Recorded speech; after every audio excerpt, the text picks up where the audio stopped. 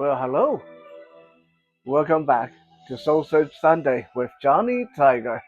The date is December 1st. Wow, we're in December already. December 1st, 2024.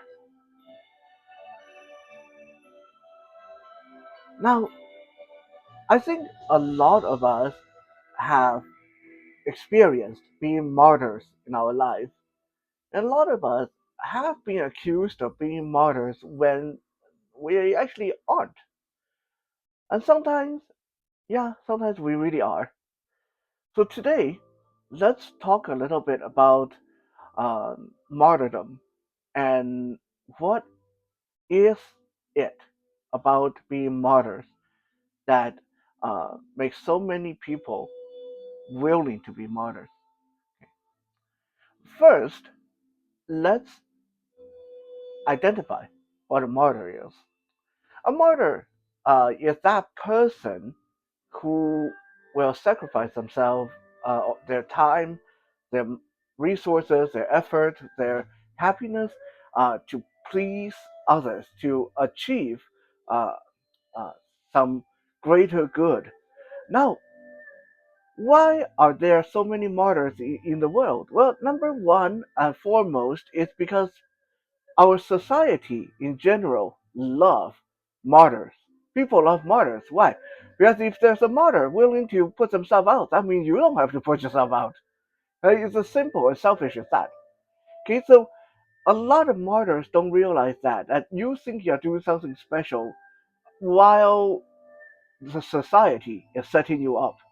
Okay, um, while people around you are setting you up to be that martyr, so they don't have to do it. This is why they pat you on the back. This is why they give you awards, call you a saint. This is why they blow smoke up your butt. It's because while you're busy being a martyr, they can reap the benefit without having to be martyrs themselves. So this is one of the major reasons why there's so many martyrs out there, because the society, the people around you, your friends, your family, they make you feel good sometimes when you are a martyr. They make you feel like you're doing something special while they're laughing behind your back. Okay? Now, I want to make a fine distinction between Mr. Nice Guy or Mrs. Nice uh, and being a martyr. Not everyone who puts themselves out there is a martyr. Thus, in the beginning of the video, I said there are times when we were accused of being martyrs when we really weren't. Okay? And this is what I'm talking about. Let me give you an example. If my friend is going out of town and my friend asks me, can you come babysit my dog? And I say yes, I have to put myself out of my schedule. I have to take 2 hours, 3 hours out of my schedule every day to go babysit the dog, walk the dog. Then a lot of people will say, Johnny, you're being a martyr, you're being used. But if I truly am a dog lover, and just because I live in an apartment, I can't have dogs, so this opportunity allow me to do something I truly, truly love to do, then I'm not a martyr. I'm doing it because I really bloody love it. Okay. Um, so if you say yes, if you put yourself out there, but you're having fun, you're loving it, that's not a martyr. Okay, that's that's you doing something you like and you still get credit, getting pat on the back. That's great. Okay, we should all do more of that. The more the better. I think if you can do what you like and still get good street cred and get people to think that you're doing something really awesome, that's great. Huh? If you like to give candies to children, I'm not talking about the creepy razor blade in candy, that kind of candies to children. I'm talking about like if you genuinely love children, and you like to give them candies, and so you always have candies ready for the neighborhood kids. That's you doing something you like. That's not you being a martyr. Okay? So what is a martyr then? A martyr is, okay, let's say my friend George call me and say, hey, it's raining outside.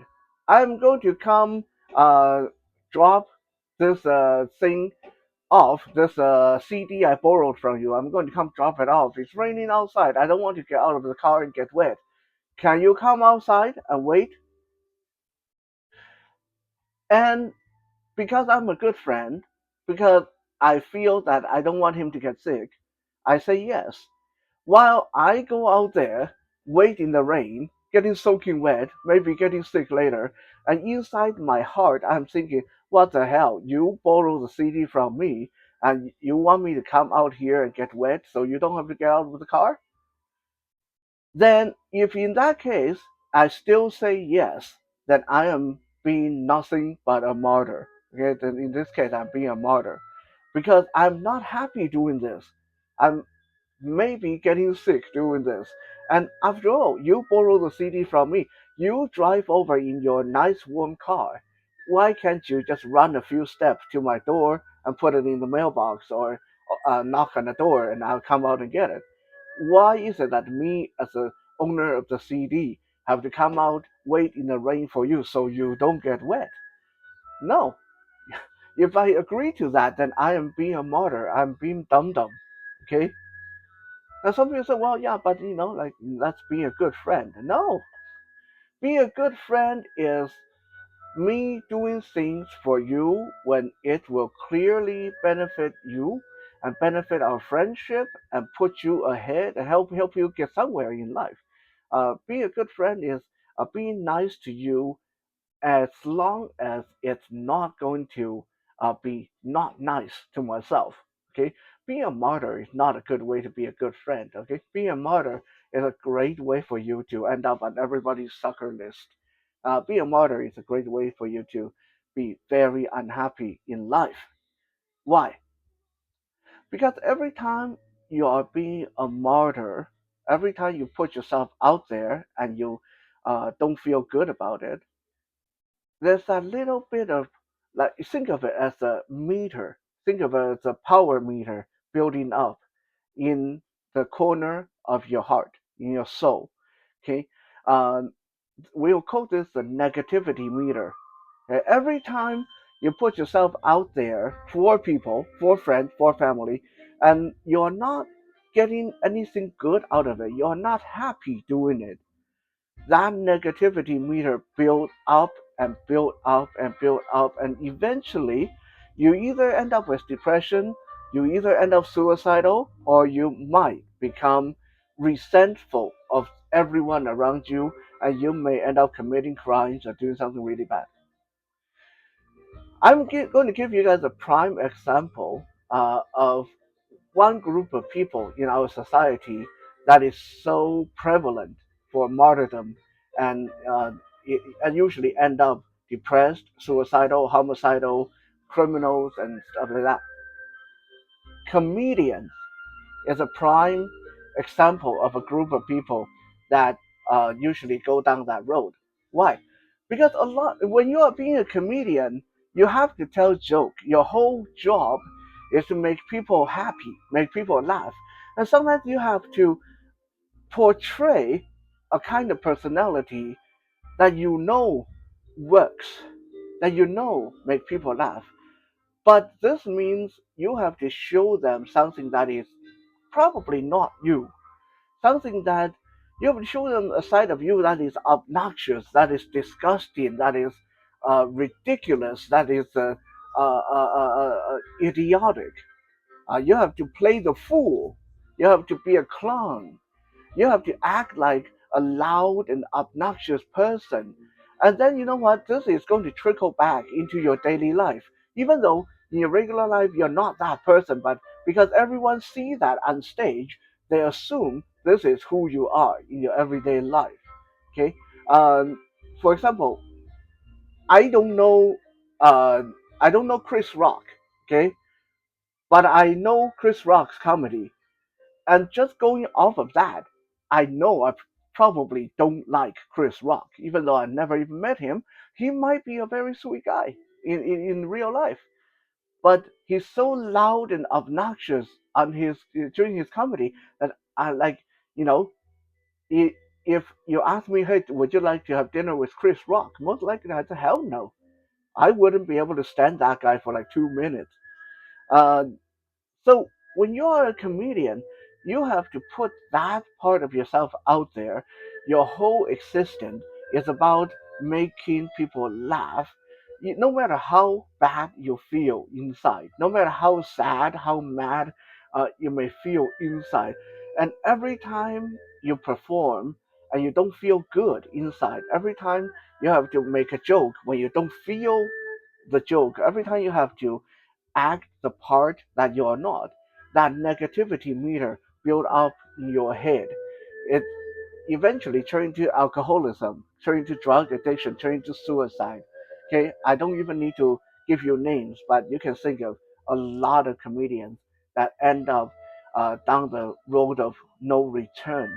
And when things happen, when they kill someone, when they kill themselves, everyone's like, "Oh my God, how could that be? I thought he's such a happy person, like because he's funny all the time." No, he's funny because he's trying to make a living. He's funny all the time because he has to, not because he's actually funny. So when you force yourself to do things like that, and if unless you have a very good emotional outlet, or if you just naturally you really love that job, like your whole thing is making people laugh and you are a really genuinely funny guy all the time, unless you are someone rare like that, then it's very, very hard to avoid this negativity building up in your head because in the end, you are being a martyr. You're doing something that you don't want to do, you don't feel like doing because you have to, because you feel that it pays the bill and it have to be done.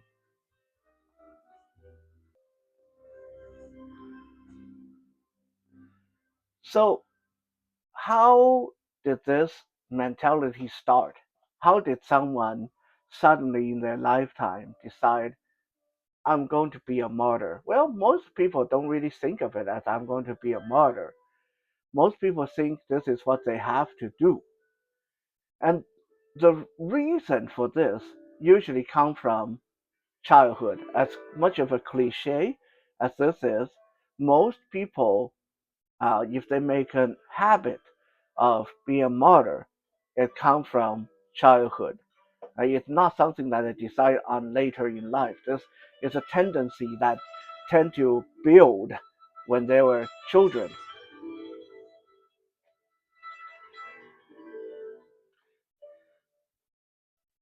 First, let me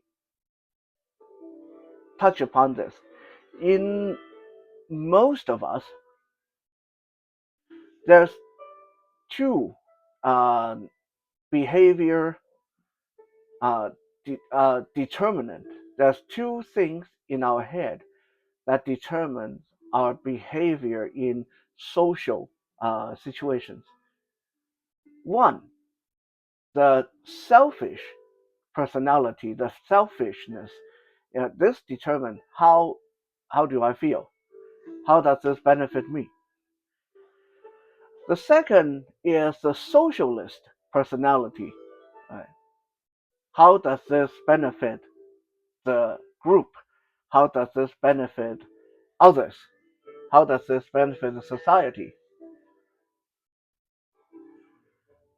In a mentally healthy, emotionally healthy, balanced person, when a decision needs to be made before you say yes or no, you usually would weigh the selfish you against the socialist you. And in most cases, uh, these are very balanced. They should play equal part in your decision making. But In some people, from an early age, from early childhood, the socialist you become way bigger, way more important than the selfish you. The group is everything. You are nothing. Your need cannot compete against the needs of the group. You are not as important as the group. You have to sacrifice yourself because of the group, right? And so on and so on. And that, my friends, that is the birth of a martyr. That's when martyrs start. There are many, many, many, many triggers and ways for a child to start exhibiting the martyr mentality. But one of the biggest contributor is usually selective or conditional love from their parents. Let's say your parents only show that they love you when you're clean. Your parents only show they're proud of you when you get good grades in school. Your parents only take you out for dinner when you look presentable. Your parents only do something nice for you when you are cute and obedient. All this tells the child at an early age, I have to do what they want, otherwise they won't take care of me. For a child, that is very scary. Okay, when you think of it like a child sitting in his room, her room, thinking, if I'm not pretty, they won't love me. If I'm not smart, they won't love me. Oh my God, if I'm not obedient, they may let me starve to death. Okay, that's a very scary kind of thought process for children. So these children from an early age learn to survive. They have to be people pleasers, to be liked and loved and have clothes and things lavished upon them. They need to please people. So it's no longer about what they want, but it's more about what the parents want. And so this create a very early germination of the martyr seeds in the child's psyche. Another situation where martyrdom start in the child's psyche is if they grow up in a very um, uh, uh, rough environment where they have to stay low key to be safe. Let's say parents fighting all the time, uh, beating each other up all the time. There's a lot of violence at home. There's a lot of uh, there's a lot of violence uh, in the neighborhood, or they're immigrants. They come to a new country and then they have to face a lot of racism and discrimination. And unless you act like you're one of the white people, then you are going to get treated badly. Unless you're willing to speak English, no one's going to even sell you a cup of coffee. Like that, that kind of oppression, that kind of, again, it go back to a survival instinct, kind of pressure. Is what planted the seed for people to grow up to be martyrs. Because when you are a child, you learn that the only way for you to be saved, the only way for you to be valued, the only way for you to be loved, liked, or appreciated, or treasured, or even the only way for you to belong is when you do what they want. Then you are going to grow up into an adult who go out of your way to do what they want, um, without putting yourself first. Because when you were little, putting yourself first was a dangerous thing. So you are going to grow up and for the rest of your life, you're not going to feel safe doing that. And in this case, when I say they, It can be parents, it can be teachers, it can be friends, it can be strangers, anyone that you learn that you have to please and kowtow to when you were a child. Okay, all these contribute to you growing up to be a martyr or martyr-like personality.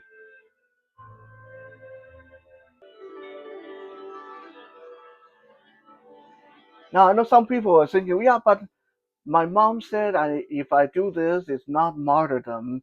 That I do this, that means if I love her, I do this. My dad said if I respect him, I do this.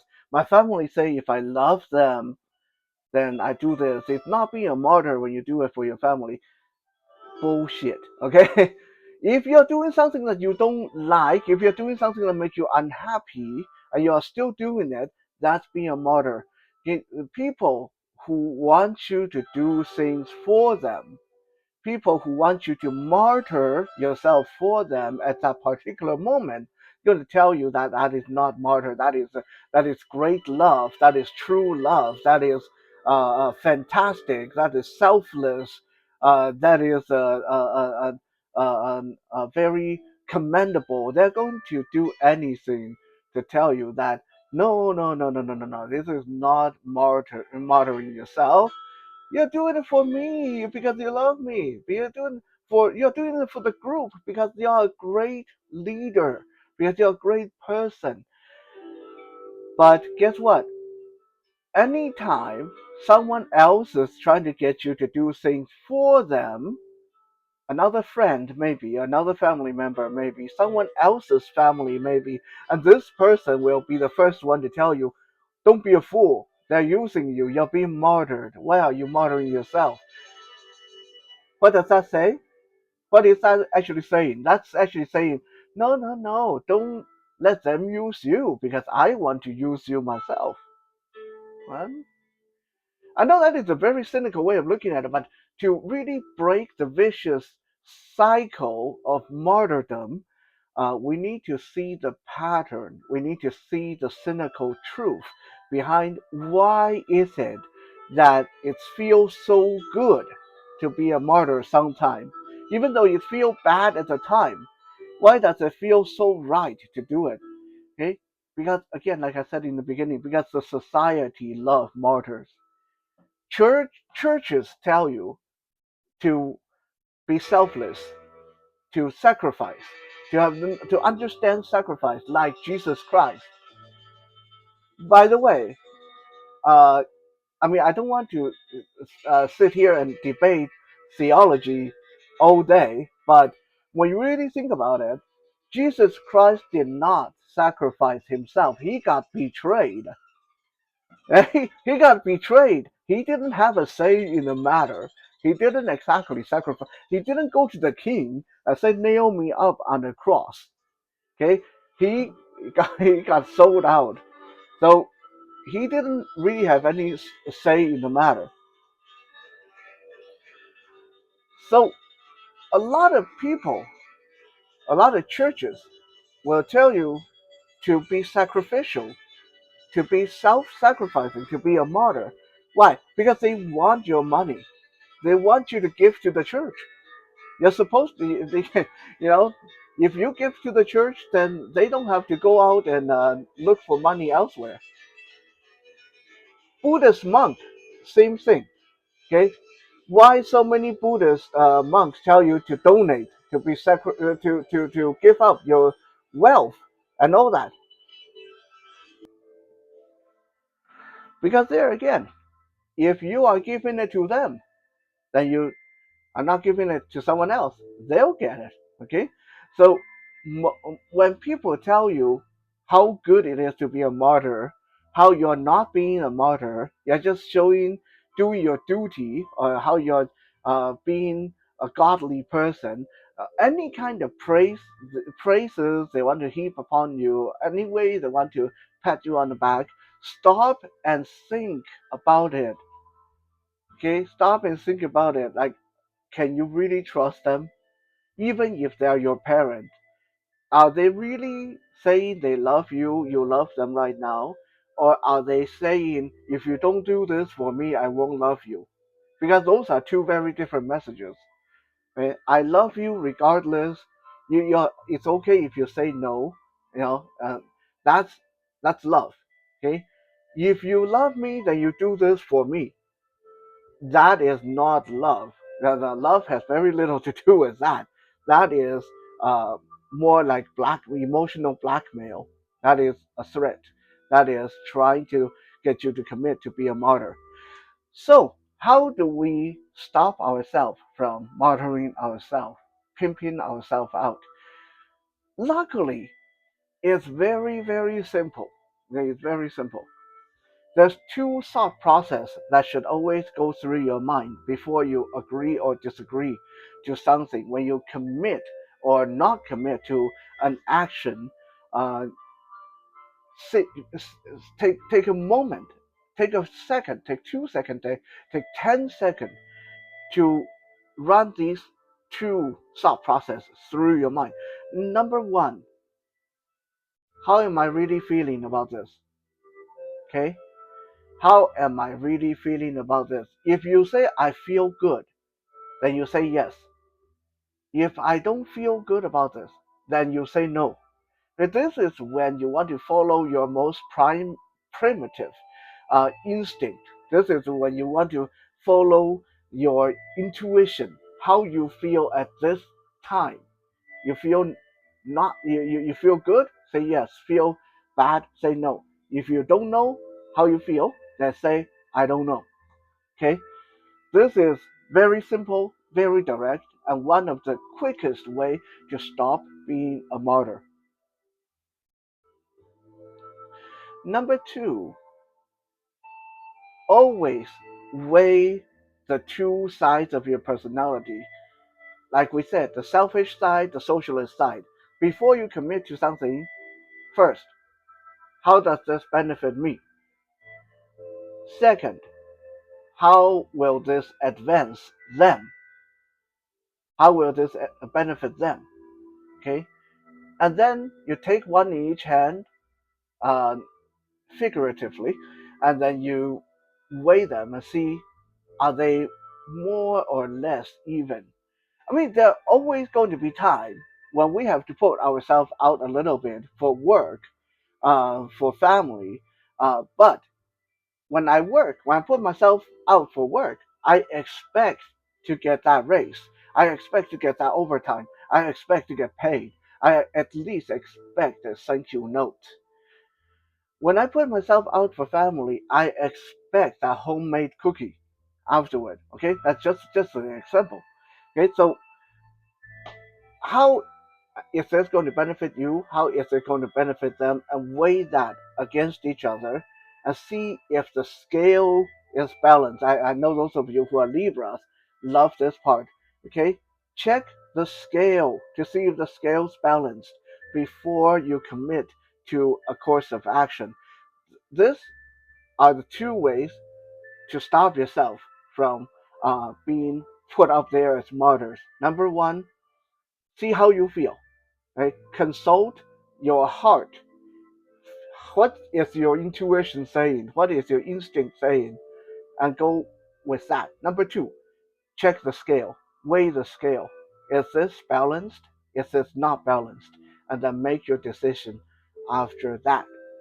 I hope that this episode will help you guys navigate this complexity of living in a very convoluted and self serving society that we live in today. I'll be back again tomorrow for Music Monday. For now, have a good night.